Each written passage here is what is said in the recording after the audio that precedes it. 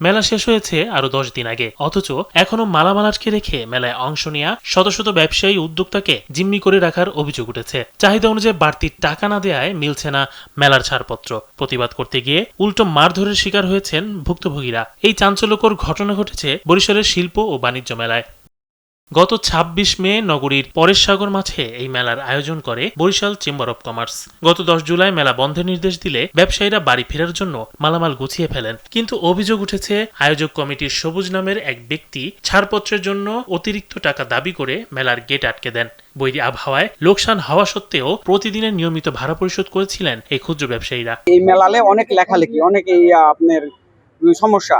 আমরা চলে যেতে চাইছি, ওরা বলছে যাওয়া হবে না বা যেও না, দেখি এটার একটা শেষ ফিনিশিং দেখি। নতুন ব্যবসায়িক অনেক লোন নিয়ে তারপরে মেলায় নামছি। আমি একদম আমার লস খায় পুরো শেষ। আমি পরবর্তী ব্যবসা করতে পারবো কিনা জানি না, কিন্তু এরা যেভাবে আটকে রাখছে আমাদেরকে, আমরা খুব ক্ষতিগ্রস্ত আছি। আর আমি চাইতেছি আমাদেরকে খুব তাড়াতাড়ি ছেড়ে দেখ।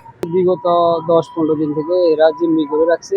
আমাদের ইচ্ছে হয়েছে আমরা এখানে থাকবো না, তারা চাইতেছে জোরপূর্বকে আমাদেরকে এখানে ধরে রাখছে। বুধবার সকালে এই অন্যায়ের প্রতিবাদ করায় স্থানীয় লোকজন নিয়ে উদ্যোক্তাদের উপর হামলা চালানো হয় বলেও অভিযোগ উঠেছে। পরে কোনো রকমে মেলার টিনের বেড়া ভেঙে পালিয়ে এসে বরিশাল জেলা প্রশাসকের কাছে লিখিত অভিযোগ দিয়েছেন ভুক্তভোগী কয়েকজন উদ্যোক্তা। আমরা বিভিন্ন জেলা থেকে বিভিন্ন ধরনের মানুষ আসছে এখানে, ছোটখাটো ব্যবসা করি। তো এইখানে ঘটনা হয়েছে যে চেম্বার অফ কমার্স 3 তারিখে আমাদেরকে বলছে মালটাল গুছাই ফেলতে। তা মালটাল আমরা গুছাই নাই।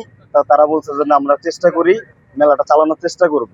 আর মেলাটা 1 সপ্তাহ বৃষ্টি হয়েছে, আমরা খুব ক্ষতিগ্রস্ত ভাই। আমাদের এমন একটা অবস্থা যে একটা দোকানদার যে খাবে ওইরকম পরিস্থিতি নাই। আমাদের যে সমস্যাগুলো, এই সমস্যাগুলো আমরা কাউরে কিছু বলতে পারতেছি না, আমরা পুরো জিম্মির ভিতরে পড়ে গেছি।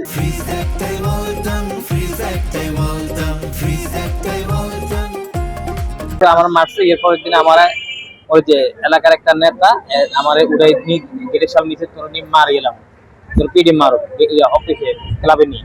নেতার নাম হচ্ছে আপনার দুলাল ভাই। আমি তো মনে করেন চিনি না, বলতেছে ওনাকে আমি গালি লেছি। আমি গালি দিব কেন? আমি তো আইসি ব্যবসা করছি। অবশ্য মেলা কমিটির সদস্য দিন ইসলাম জিম্মি করার বিষয়টি অস্বীকার করে দাবি করেছেন আলোচনা করেই মেলার মেয়াদ বাড়ানো হয়েছে। আর মারধরের ঘটনাটি ভুল বোঝাবুঝি। মূল অভিযুক্ত সবুজও তার বিরুদ্ধে আনা সব অভিযোগ অস্বীকার করেছেন। ওনাদের মতামত নিয়ে কয়টা দিনের সময় নেওয়া হয়েছিল, এখন সময় শেষ হয়েছে, সবাই মিলে বসে আজকে এটা ফাইনাল করে ফেলবে। মারধর না, এটা একটা ভুল বোঝাবুঝি একটা গেছে। ওইটার জন্য তো একটা ওনার যার সাথে ভুল বোঝাবুঝি হয়েছে তার সাথে আলোচনা হয়েছে এবং এটা মীমাংসাও হয়েছে।